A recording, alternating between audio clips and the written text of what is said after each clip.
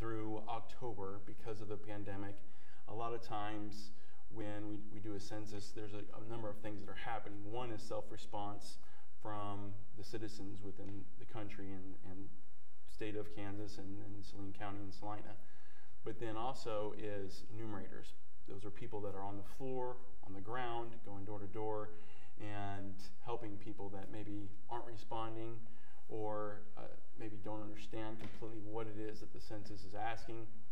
And those people, those boots on the ground people, they have not been active because of the pandemic. And so that has delayed a lot of things that normally happen with the census. Ideally, the census gets wrapped up by December 31st. That's probably not happening this year because of everything that's happened. And so they are extending it through October. So they will have until the end of October to self-respond. Now, in August, the plan is, depending on how everything shakes out, to have the enumerators reactivate and get out into the community and start doing some of that door-to-door activity. But again, the best thing is to self-respond because it's the most efficient, and it makes sure that everybody is counted in Kansas and Saline County. Well, I'll be sure to have you on sometime in the fall, and we can talk about our community's participation rate, and hopefully it's increased quite a bit from what it is now. Yeah, so. It's great. We're doing really well. Again, we're probably a top 5 county in the state of Kansas, which has 105 counties, so top 5%. Wow. Hopefully we can get back to the top like we were in 2010, but that's what we're working towards. That's awesome. All right. I'm Rachel Hein-Constantino, and thanks for watching City View. Catch up with us next week, and be sure to subscribe to the City of Salina's YouTube channel, where you can check out more of our videos.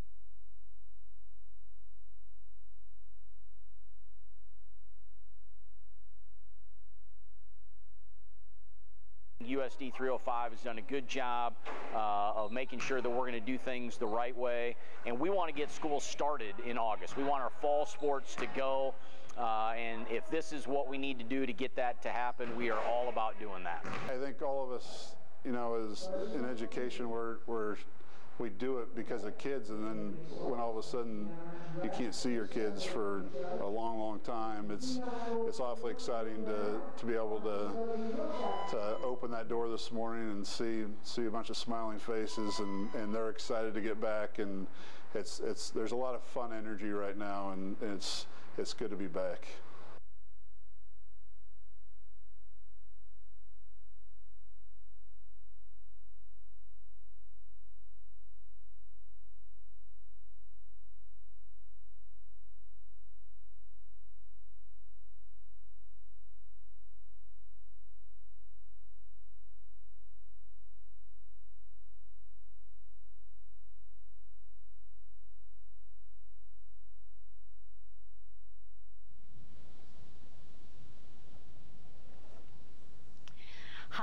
how are you? Today starts a program just for you from the Salina Media Connection. People from the Salina community are getting together for a program where they'll be telling stories, dancing, singing, all kinds of fun stuff. And because it is just for you, we're calling it the Kids Connection. It's going to be on every morning at 10 a.m. Monday through Friday. It's about arts, health, wellness, and education. Like I said, lots of fun stuff you'll want to see. Again, it's on Monday through Friday at 10 a.m. The Kids Connection, just for you. Come on, join in. I know you'll have fun.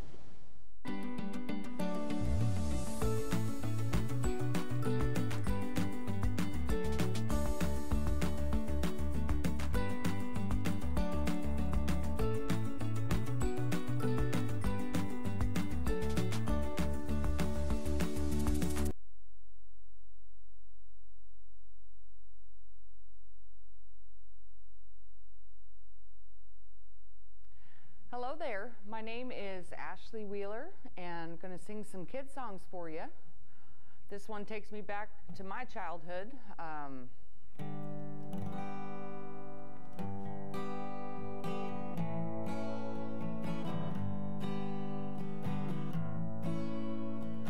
Look at this stuff, isn't it neat?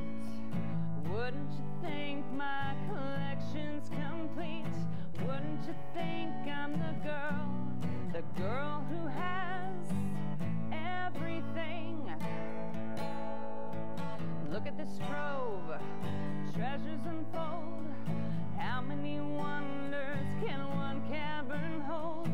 Walking around here you think, sure, she's got everything. I've got gadgets and gizmos aplenty. I've got who's its and what's its galore. You want thingamabobs? I've got 20. But who cares? No big deal. I want more. I want to be where the people are.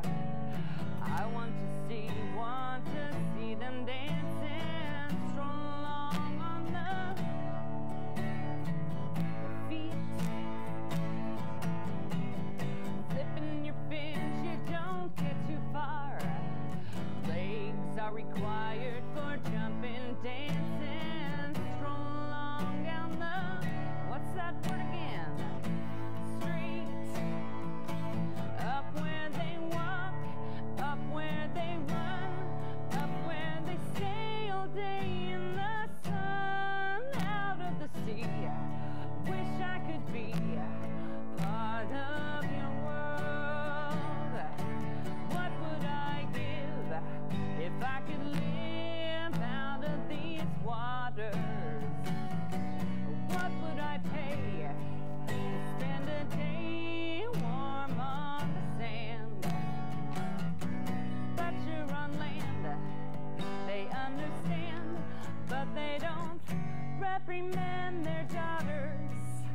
Bright young women, sick of swimming, ready to stand. I'm ready to know what the people know. Ask them my questions and get some answers. What's a fire and what is it? What's the word?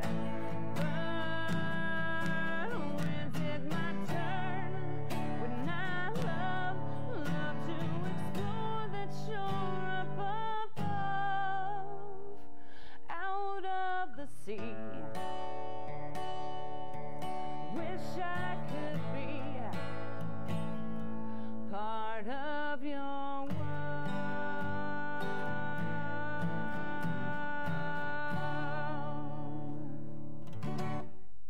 All right. And then next we're going to do a song from Mulan. And I got lucky, had the hardest time keeping track of my capo, and this song does have a key change, and so the one I had before, you had to tighten it, but this one's just a clamp, so You'll notice that in the key change, so.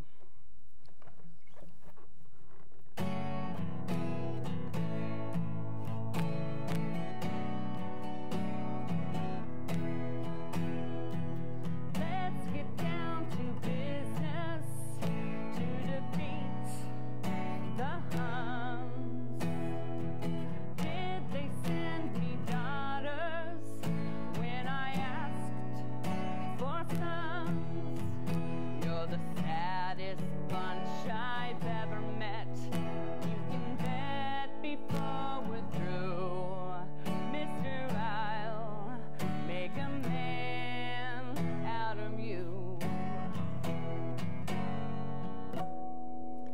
Tranquil as the forest, but on fire within.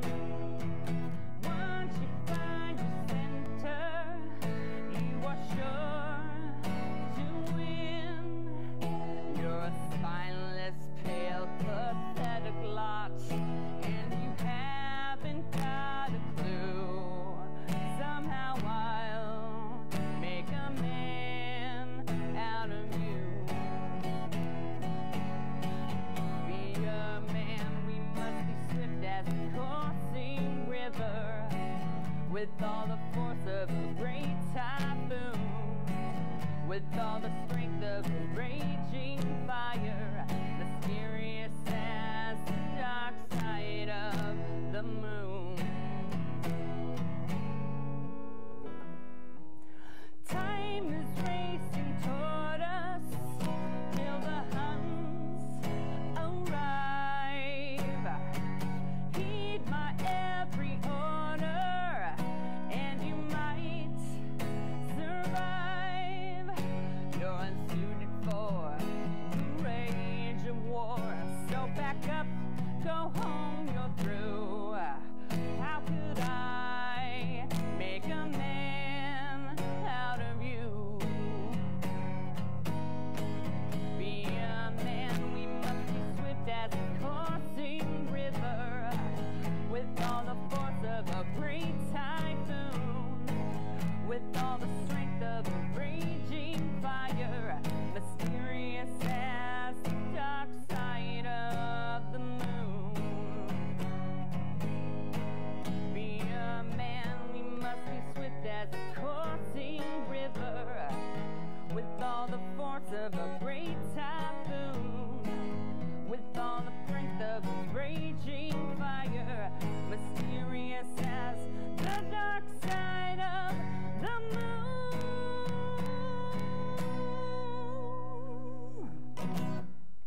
All right.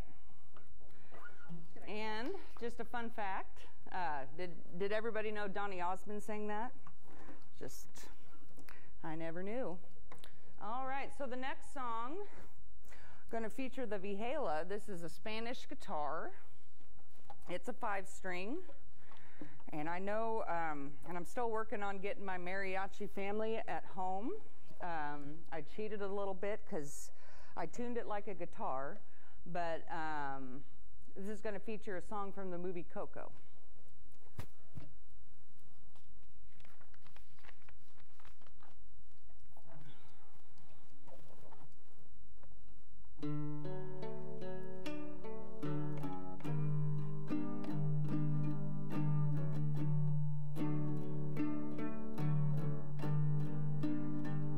Remember me, though I have to say goodbye. Remember me.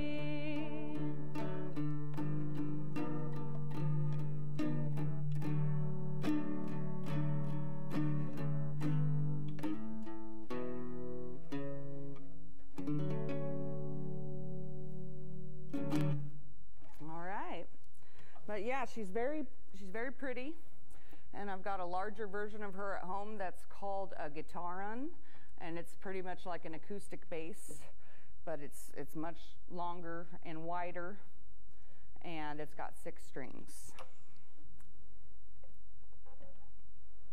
All right, and then for the next one,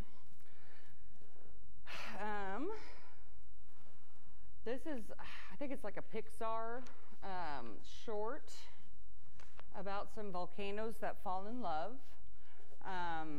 This is a Gretsch ukulele, but it's special because it's called a resonator, or like a dobro ukulele. It's just got this metal pan here that really like resonates the sound, and it's very pretty. So we'll go ahead and do this one for you.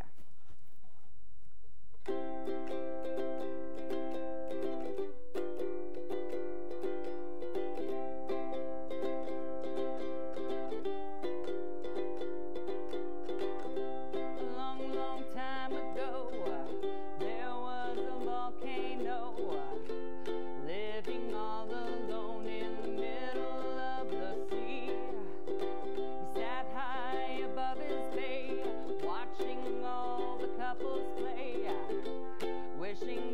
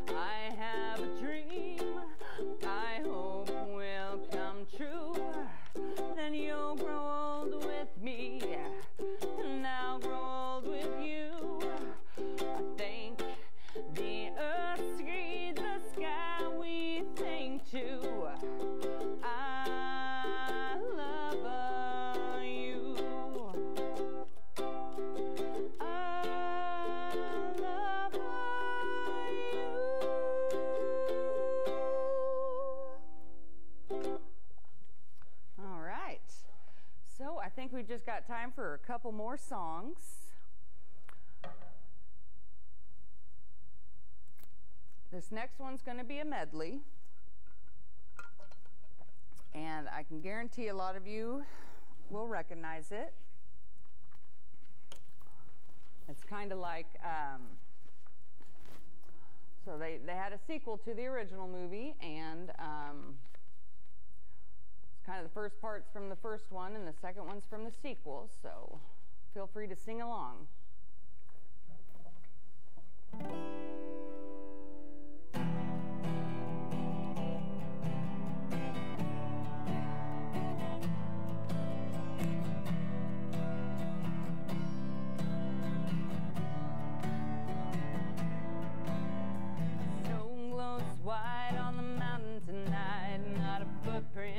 To be seen, kingdom of isolation, and it looks like I'm the queen.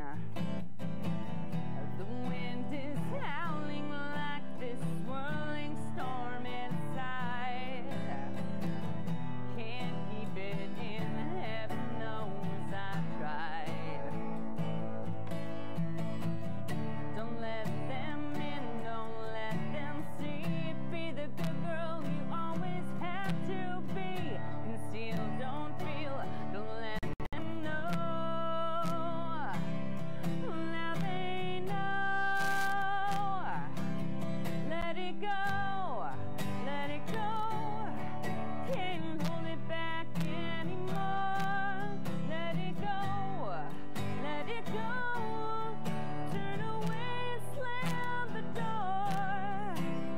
I don't care what they're going to say.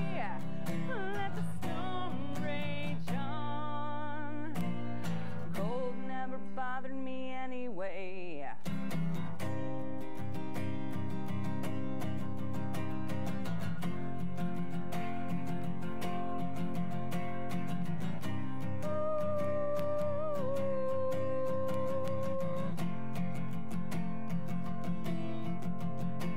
I can hear you, but I won't.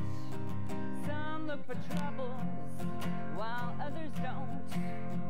There's 1,000 reasons I should go about my day and ignore your whispers that I wish would go away. Oh.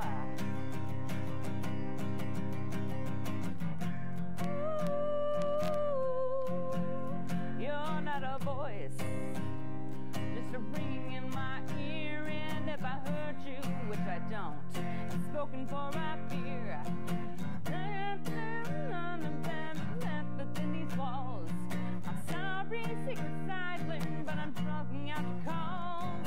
At my adventure, I don't need something new. I'm afraid of what I'm risking if I follow you into the unknown. Into the unknown.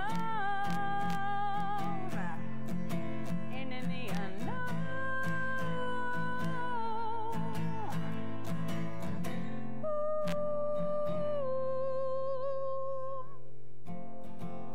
What do you want? 'Cause you're keeping me awake, here to distract me, so I make a big mistake. Are you someone out there who's a little bit like me, who knows deep down I'm not where I'm meant to be? Every day a little harder, I feel my power grow. Don't you know that there's a part of me that wants to go into the unknown, into the unknown, into the unknown.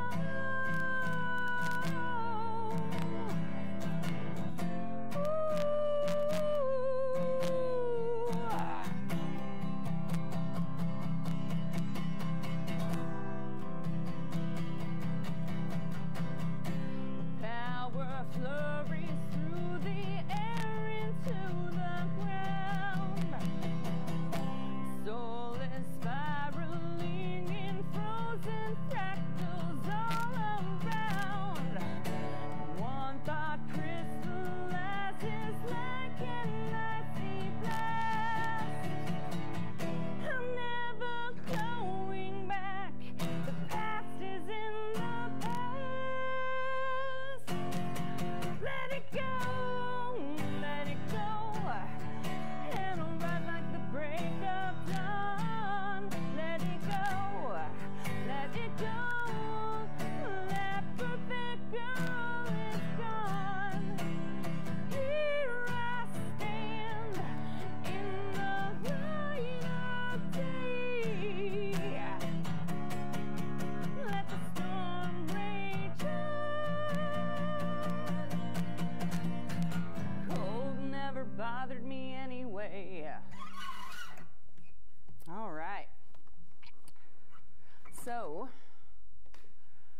final song.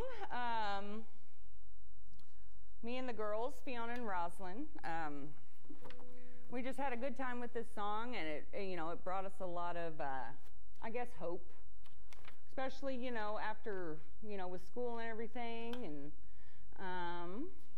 so I'd like to thank you guys for having me. We're just going to go ahead and close it out with one more song.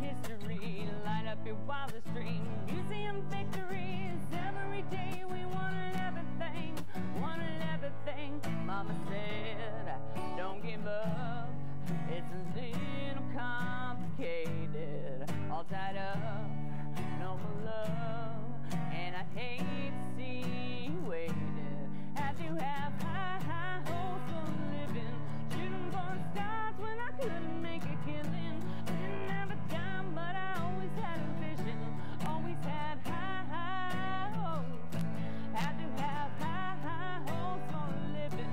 Didn't know how, but I always had a feeling I was gonna be that one in a million. Always had high hopes. Mama said, a pill for oddities, stranger crusaders. Ain't ever one of these. Weirder than novelties. Don't ever change. We wanted everything. Stay up on that rise. Stay up on that rise. And never come down. Yeah. Stay up on that rise. Stay up on that rise. Mama said, don't give up. It's a little complicated. All tied up. No more love, and I'd hate to see you waited. They say it's all been done, but they've never seen the best of me. So I got one more run, and it's gonna be a sight to see. Had to have high hopes for a living, shooting for a star, though I always had a vision, always had to be that one in a million, always had high hopes. Had to have high hopes for a living, didn't know how, but I always had a feeling I was gonna be that one in a million, always had high hopes.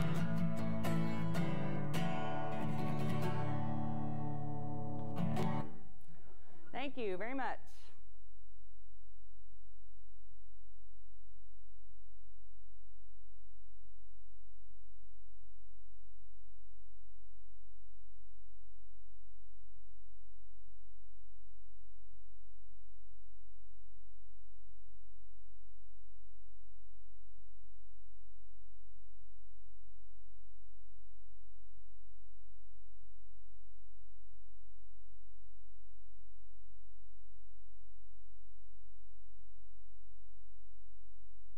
So glad you could join us.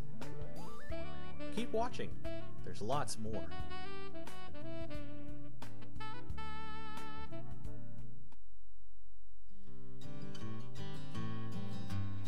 Good afternoon, everyone. I'm Linda Henderson, and I want to welcome you to our first new series, Bringing the Zoo to You, direct from behind the gates of Rolling Hill Zoo. While the zoo is closed, we want to keep you connected to the zoo and the animals, all while letting you know that life does go on at the zoo, even when you cannot be here.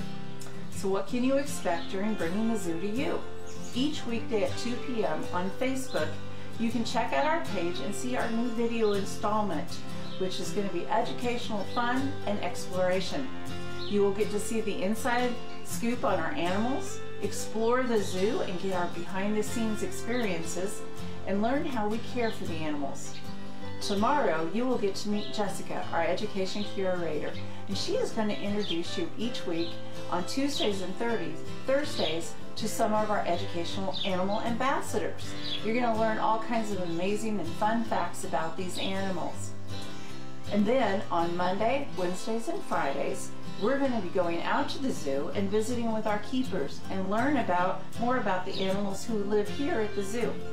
We will also give you some behind-the-scenes experiences, taking on some of the animals' training sessions, and also learn about the veterinary care that we do here at the zoo. We're going to be checking out animal diet prep and learning about animal enrichment. We will also be visiting with our landscape manager and learning about our program called Monarch Watch and all the wonderful butterfly houses that you're going to see around the zoo when you come out to visit this summer. Along with that, he's going to be taking us down to the beehives and seeing how we care for the bees. And then he's going to talk to us about some of the plants that we have in the zoo. Did you know that some of the new trees that we're planting here at Rolling Hills Zoo actually date back to the time of the dinosaurs? It's going to be a lot of fun, and we can't wait to introduce you to all the fun things that we have to share here at Rolling Hills Zoo. So today, let's go check out our cat loop and see what our big cats are doing. Over here, we're going to find our cougars. Cougars are actually known by a couple different names. They are known as pumas, mountain lions, as well as panthers. So they come by a lot of different names depending upon which part of the country you live in. We actually have two cougars here at Rolling Hills Zoo, and our cougars are Charlie Bear, who is our male, and I'm not sure where Charlie Bear got his name, but he has a very unusual name. And we also have Bex, or Bioki, which is actually an Indian name, and Bex actually came to us from the Lincoln Park Zoo about a year and a half to 2 years ago. Both of our cougars are 14 years old, and did you know that cougars can't roar? That's one of the amazing facts about them. They have just a soft purr, so you're not going to hear them come up on you. And the average lifespan of a cougar is 10 to 12 years old in the wild, and in captivity they can live up to 20 years. Now, Charlie Bear loves to play with the kids here at the zoo by hiding behind our viewing wall inside the viewing area, and then he will pop up and startle them. That's his kind of play. But he is busy checking out his exhibit while Bioki is up there just relaxing, checking out, wondering what we're doing. And I'm sure they're wondering, where are all the guests here at the zoo? The other fun fact about the cougars is that they have no great sense of smell, but they have an excellent sense of vision. The cougars can also leap up to 40 to 50 feet. Now, if you want to know how long that is, have your parents measure that out, and let's see if you can jump as far as a cougar can jump. Our next big cats are our Amur tigers, also known as our Siberian tigers. We have our father tiger, who is Danuka. Danuka is 10 years old, and the tiger cubs you will see are his first offspring. And Andrea is our mother tiger, and she is 12 years old, and this is her third litter. Both Danuka and Andrea came to Rolling Hills Zoo on a breeding recommendation from the Association of Zoos and Aquariums, or otherwise known as the AZA, which Rolling Hills Zoo is an accredited member. The tiger is the biggest of the cat family, and right now you're looking at Andrea, our mother tiger. And as I said, they are the biggest of the cat family. So Danuka, who is actually quite broad in his shoulders, weighs over 400 pounds, while Andrea here weighs about 350 pounds. And apparently she's had a pretty rough time with the cubs because she seems to be taking a very long nap as she's joining us today.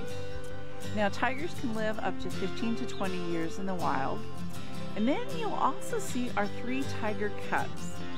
These are the first cubs that were born at Rolling Hills Zoo, and they're not so little now. And today they're doing a lot of stalking of our Canadian geese. We have the 3 tigers that were born last August 14th. They are now 7 months old and weigh over 100 pounds each. Our male is Luca, and we also have 2 females, Sasha and Nadia. These 3 were given Russian names as they all come from the northern areas of Russia. Also, when you come on your visits to the zoo, you'll notice that there are big pools in the tiger yards. Well, tigers are one of the few cats that like water, and they also go swimming. So we look forward to seeing our tigers relax in the cool waters, as well as watching these tiger cubs play in the water. As you can see, they've been playing a lot in the mud here lately at Rolling Hills Zoo. That is a lot of fun for them. They enjoyed it when it snowed, and now I think we're going to see a little wrestling, little tiger cub wrestling as they pick on one another. It is very hard for us to tell which ones, the males versus the females, just at a glance. Or the difference between the 2 girls. So I can't really tell you who's picking on who at the moment. It looks like one of them is picking on Mom. She takes it all and stride with them. The other one seems to just be hanging out and chilling up on the platform there. They do love to run, tumble, play, stalk each other, and wrestle. They're just like a bunch of little kids. They love to wrestle here at the zoo. Thank you so much for joining us today for our first installment of Bringing the Zoo to You. We look forward to having you back tomorrow for our second installment, where we're going to find out which animal Jessica brings. Can you guess which animal ambassador that might be? Well, join us at 2 o'clock tomorrow on Facebook, and you'll be able to find out all the fun and interesting things she has to share tomorrow. We want you to take care, be healthy, and we'll see you soon.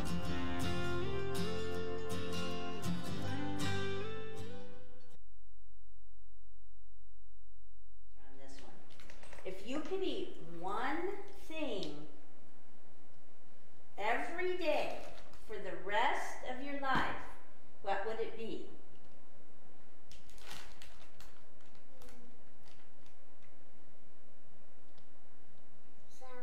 Salad. What kind of salad do you like? Salad With ranch. Yeah, it is really good. I agree. Okay, let's see.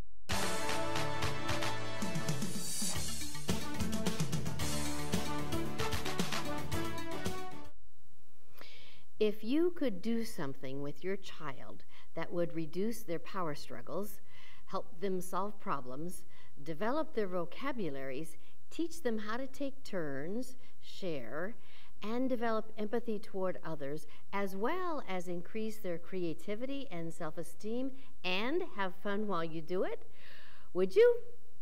Of course you would. Who wouldn't? Well, many parents don't.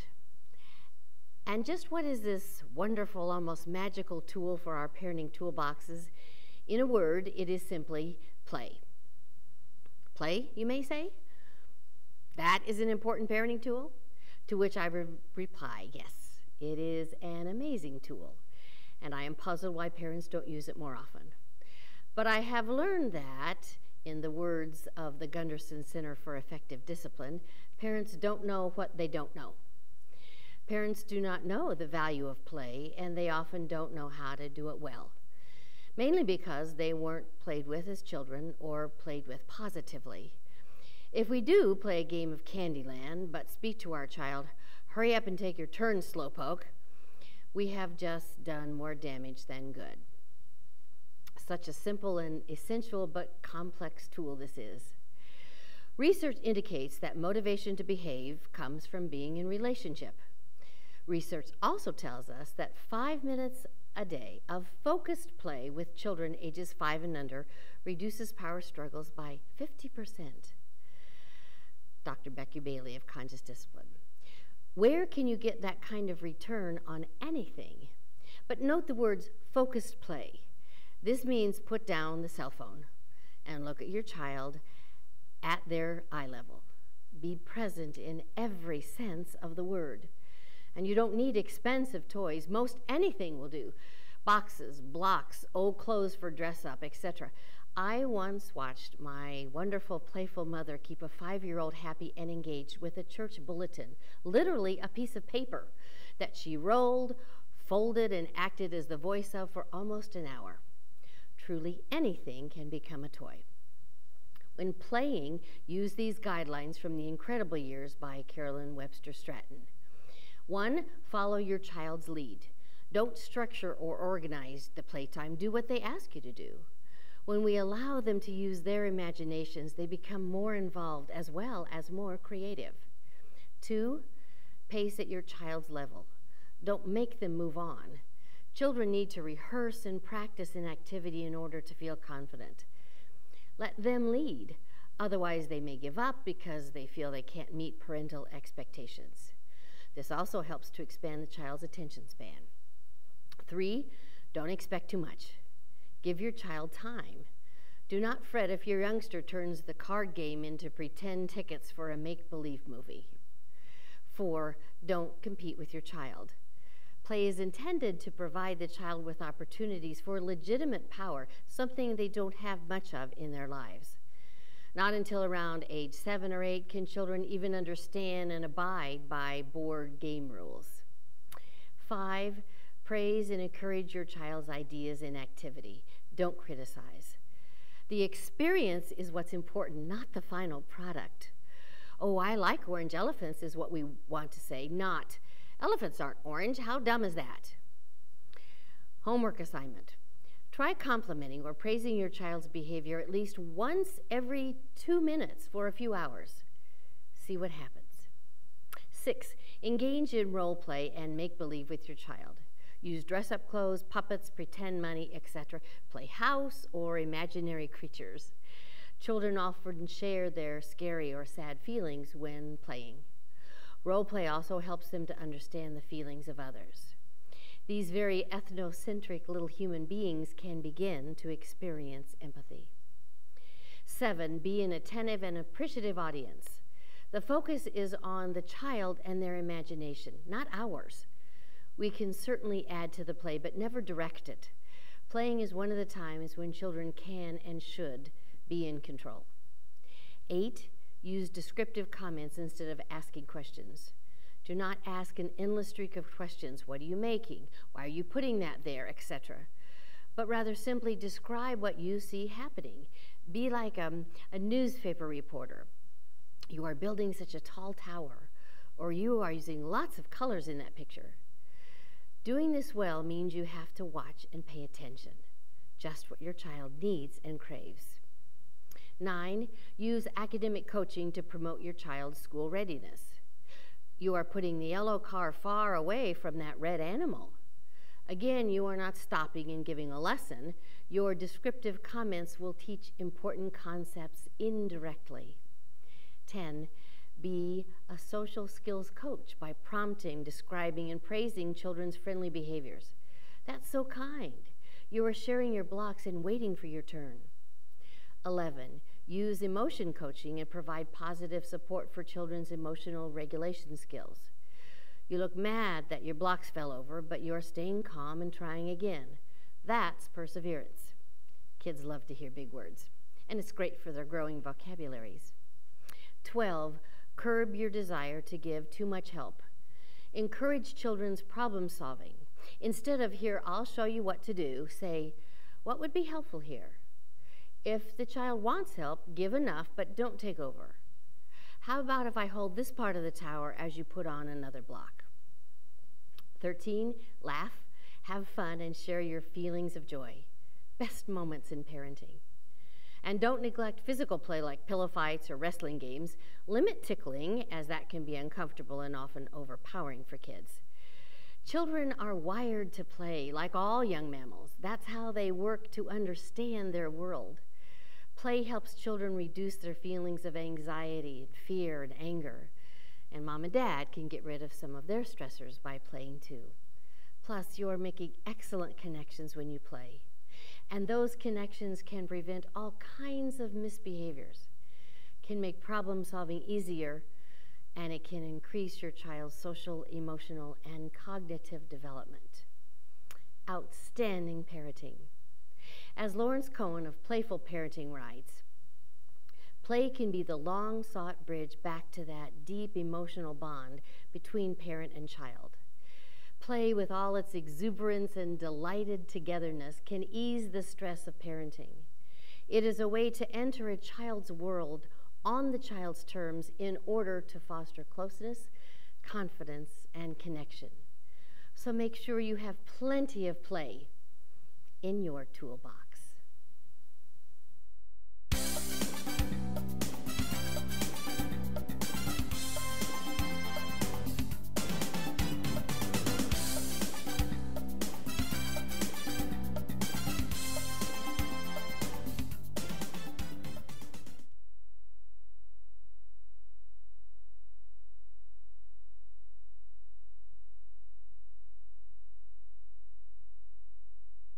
Hey, hope you're having fun.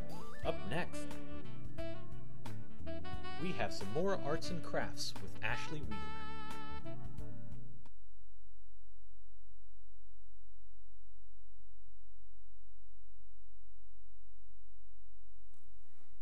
This is the Art Baker Show. We are going to be making flowers out of flour. I mean, a tissue made that's going to be made into a flower. So, everybody is going to need a rubber band. We're not going to need it exactly yet. And then we are going to fold it zigzaggy this way, that way, like that. So is that kind of, hey, Rosalind, I need you to have a seat so we can make a flower. Rosalind? So is that kind of like a zigzag fold? Yes. And I notice you have like 3 layers of tissue there, huh? Yes. Does that just make for a... Yes, if you have different kinds of tissue, then you're going to want more layers than you have. We use this kind of tissue. If you don't have this tissue, then you can stack more tissues. And then everybody's going to need their rubber band once they have it folded and put it in the middle.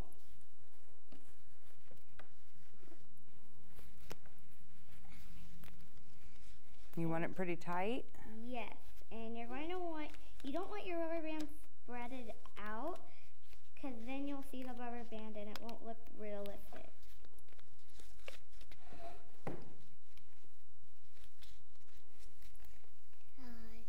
And then once you get it pretty tight, you're going to want to stretch the sides, and then pick one side, and then you're going to need to take out the layers of what you have. But you're going to want your layers pretty spread out, so it's not really thick. Mama, mine doesn't work. And then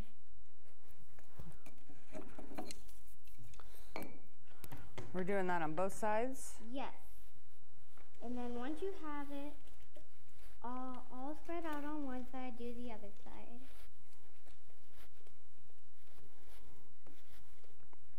It used to just look like a normal tissue, but now look at it.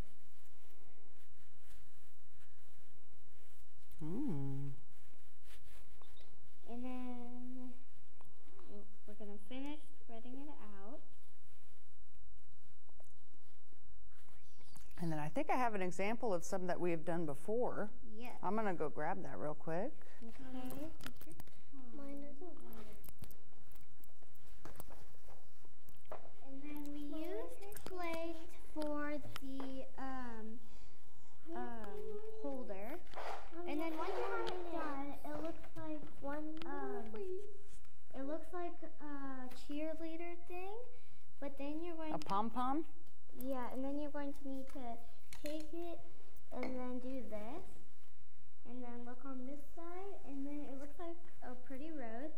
And then you're going to need to take another rubber band. You guys can grab another rubber band if you need to. And then you're going to need to wrap it around till it's tight, because you don't want the flower to miss. And then I found this really nice. It's like an acrylic spray paint, so it's not like regular, you know, as fumey as spray paint. But you just you can pick what color you want to spray paint. But if you have cloth spray, you can use cloth spray. But you're gonna want it from a far distance, so it's light, like these that we've done earlier. just give it a little spritz, and that's pretty. Yes. Mama, I don't have one. Mama, I don't have one. So? I don't have one, Mommy. It looks That's how you make flowers out of tissue. Yeah.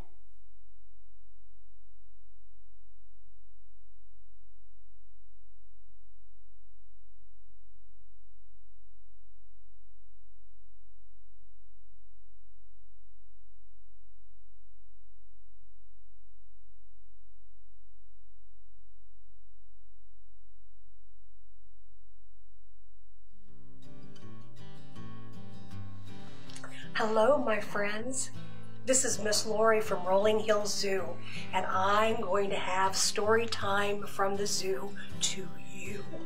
That's exactly right. And we're sitting in Rolling Hills Zoo, and I'm going to read The Greedy Python. Do you like snakes? I don't know. Let's find out, shall we?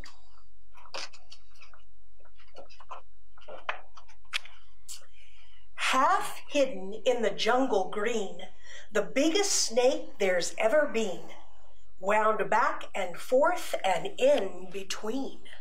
You see those? There's the python. Look how he camouflages inside the tree leaves.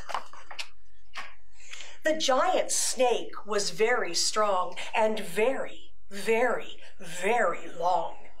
He had a monstrous appetite, his stomach stretched from left to right. Look at that. How long he is. Gracious sake. He quickly gobbled in one bite, whatever creature came in sight.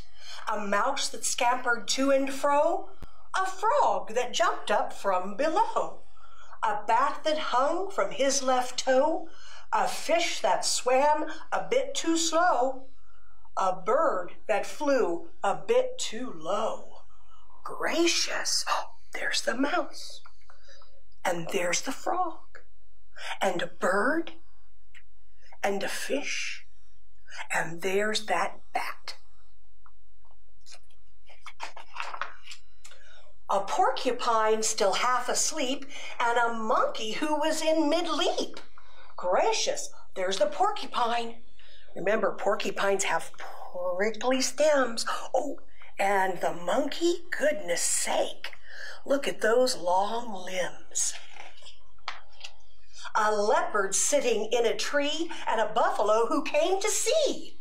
Oh my gracious, there's the leopard in the tree. And there's the buffalo who came to see. Oh my goodness. An elephant complete with trunk was swallowed in a single chunk. I'm far too big to eat, he cried. Oh, no, you're not, the snake replied. Gracious sake, how on earth is that snake going to eat that elephant? Gracious. At last the python's meal was done, and he lay resting in the sun. The animals inside his skin were making quite a dreadful din. Oh, look how big the snake is! Gracious sake! Here's his mouth, and there's his tail. Oh! Holy moly! And when they all began to kick, the snake began to feel quite sick. he coughed the whole lot up again, each one of them, and there were 10. Let's count. 1, 2, 3, 4, 5, 6, 7, 8, 9, and 10. Wow. He soon felt better, and what's more, was hungrier than just before. He hadn't learned a single thing. His greed was quite astonishing. He saw his own tail long and curved and thought that lunch was being served. Uh-oh. He's got his mouth open. Look what he's going toward. His tail. Oh, no. He closed his jaw on his rear, then swallowed hard and disappeared. Oh, gracious, he's gonna be disappearing. Goodness gracious. Thank you so much for joining me today. Now we have Miss Jessica, the curator of Rolling Hills Zoo Education Department, and she's going to show us a ball python. Until next time, sweet friends, have a good day. Bye. Thank you, Miss Lori, for reading that wonderful story about the greedy python. I have here with me today Zeus, but he's not a greedy python. He's actually a royal python, or also known as a ball python. They get the name the royal python because actually members of royalty would wear them as a piece of jewelry around their neck because they are such a calm and gentle snake. So a lot of people would wear them as jewelry. Over in Africa, they actually use their hides to make boots and belts. Their diet is small mammals, basically anything they can get a hold of. Rats, rodents, any small or large rodents. Oops, he got caught on my watch. That he would eat. They live in Africa in the scrublands. These guys are actually pretty special because pythons, or most species of pythons, have what we call pit organs. Since these guys are going to be nocturnal, they're going to have little, if you see those little squares on the side of his head, those are what we call his pit organs. And what those are is that helps him detect his food in the night because he actually has terrible eyesight. The other thing that he uses is that tongue. If you see it flipping out, sticking out there, what he's doing is he's sensing his surroundings. He's wanting to make sure that there's no food or predators in the area. His predators are going to be different types of dogs or cats that would be in the African scrublands, and then they would also be birds of prey that would eat them. Now snakes, since they use that tongue, he's sticking it out, like I said, to check out his surroundings, but he pulls it back in and touches something called the Jacobson's organ in his, in the top of his jaw there. And that tells his brain kind of the same way that our brain is told if mom or dad has baked our favorite cookies in the kitchen and we smell it with our nose. That's the same way that our brain tells us that it's something good or bad. Well, that Jacobson's organ tells his brain the same thing, whether it's good or bad. Now, snakes have a different way of hearing because they don't have eardrums like we do. They actually hear from the vibrations that are around them.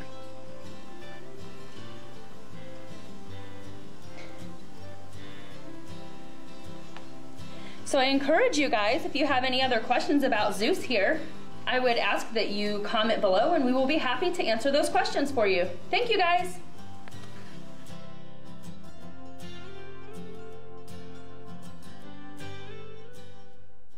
Whether you're a recent graduate, or retiree, farmer, factory worker, artist, or aspiring astronaut, this message is for you.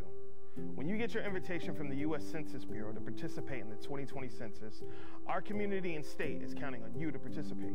The census happens just once every 10 years and impacts funding on critical decisions needs like clinics, public transit, schools, senior services, emergency management, public housing, veterans programs, and more. This is your chance not only to shape your future, but Salina's future. Visit 2020census.gov.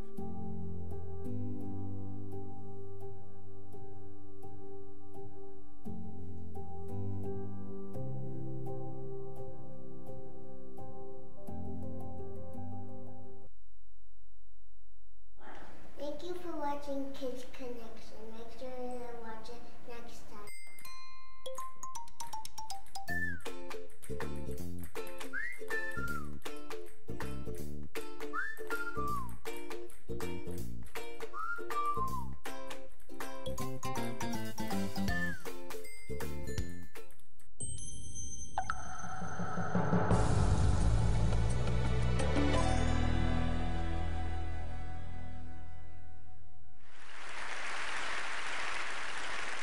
How did you discover your passion or find your career? Were you exposed to it, or was it trial and error? As child rights advocate Marian Wright Edelman said, "You can't be what you can't see." Fortunately, we now live in a time when emerging technologies may help us to solve this problem. For the past 2 years, I've been developing an extended reality program that enables middle school students from across the country to take on the role of a marine biologist, even if they've never seen the ocean. As one 7th grader who recently completed our program said, "I could see myself as a scientist because I enjoyed this game." This feedback really excited me because too few students do see themselves as scientists.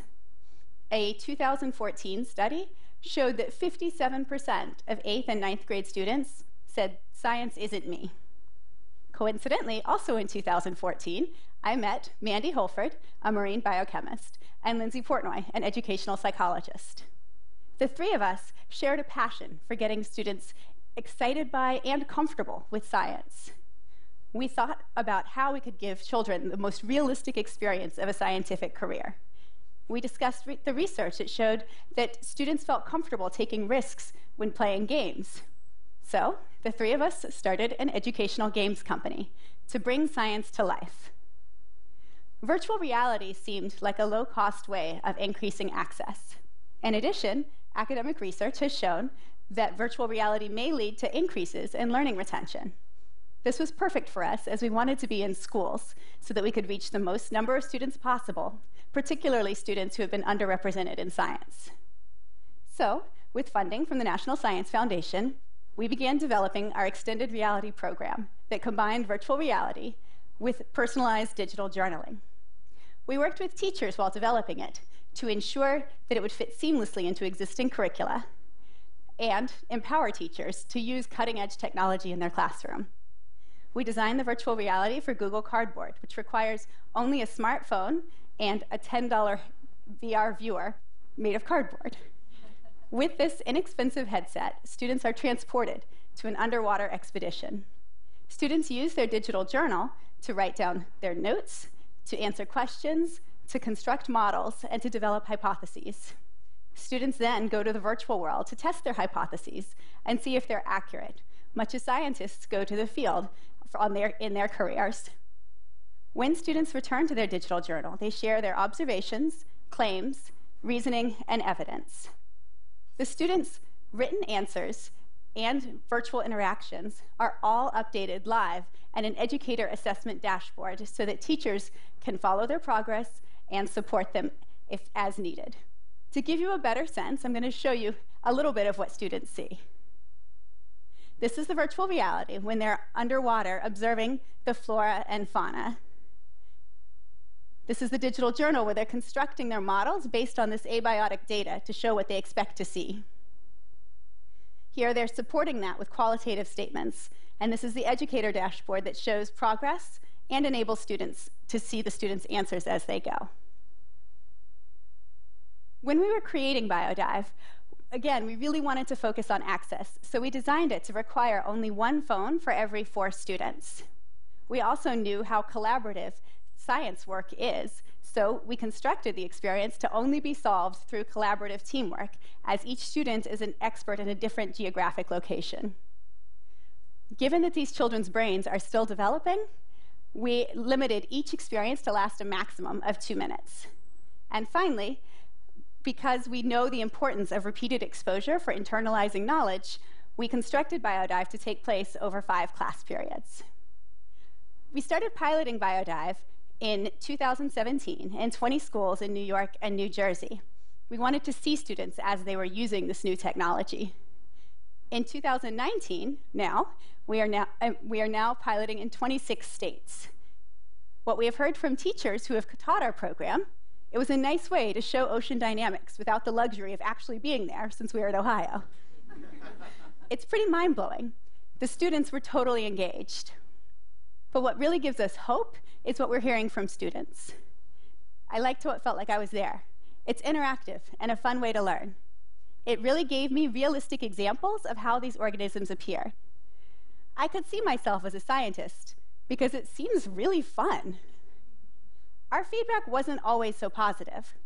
When we began developing, we started off by asking students what they liked, what they didn't like, and what they found confusing.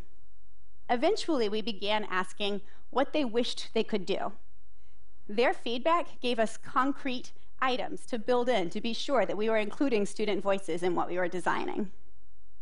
Overall, what we have learned is that this is the beginning of a new platform for giving students both voice and ownership in deciding how they want to have impact in their careers. We focused on science because we know we need scientists to help us solve our current and future challenges. But virtual reality could support students in any area. How could we support students in exploring all of their desires with these eye-opening experiences and chances to learn from primary sources? Could we create VR for inexpensive headsets that lets them be immersed in oral literature or in critical moments of human history? Extended reality has the potential to change the trajectory of our children's lives and lead them to careers they never imagined by giving them the chance to see what they can be. Thank you.